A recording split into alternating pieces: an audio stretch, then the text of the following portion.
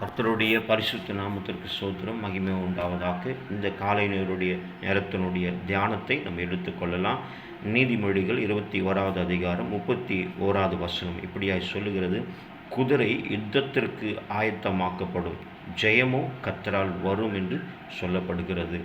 என்னதான் ஆயத்தமாக்கப்பட்டாலும், என்னதான் நம்ம ஆயத்தமாக்கப்பட்டு எல்லா காரியத்தையும் செய்தாலும், ஆனால் ஜெயம் என்றது வரணும் இல்லையா? ஜெயம் என்றது நம்மை தேடி வரணும் இல்லையா? அப்போ நம்ம என்ன செய்யணுங்க? ஆனால் அடுத்து சொல்லப்படுகிறது, ஜெயமோ கர்த்தரால் வரும் என்று சொல்லப்படுகிறது. சரிங்க, அப்போ அந்த ஜெயத்தை நம்ம எப்படி பெற்றுக்கொள்ளணும்னு சொன்னால் பாருங்கள், 1 யோவான் 5வது அதிகாரம் 4வது வசனம் இப்படியா சொல்லுகிறது: தேவனால் பிறந்த எல்லாம் உலகத்தை ஜெயிக்கும் என்று சொல்லப்படுகிறது. பிரியமானவர்களே, நீங்கள் ஜெயிக்கணுமா? அப்போ நீங்கள் பிறந்திருக்கிறீங்களா? தேவனால் பிறக்கப்பட்டிருக்கிறீங்களா? நீங்கள் இயேசு கிறிஸ்துவை அறிந்திருக்கிறீங்களா? இன்றைக்கு அறிந்து கொள்ளுங்கள்.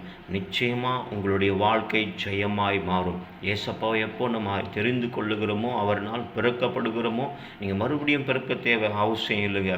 முதல்ல கிறிஸ்து இயேசுவை நீங்கள் இருதயத்தில் ஏற்றுக்கொள்ளும் போது நீங்கள் அப்பொழுது புதிதாய் பிறக்கப்பட்ட ஒரு மனிதர்களாக நீங்கள் காணப்படுவீங்க. ஒரு மனிதனாக இருந்து தேவ மனிதனாக இருப்பீங்க. அடுத்து உங்கள் வாழ்க்கையில் ஜெயம் கர்த்தராகிய இயேசு கிறிஸ்து அப்படியாய் ஜெயமாய் கர்த்தர் உங்களை மாற்றி நடத்துவார். கர்த்தர் தாமே ஆசீர்வதிப்பாராக. ஆமென்.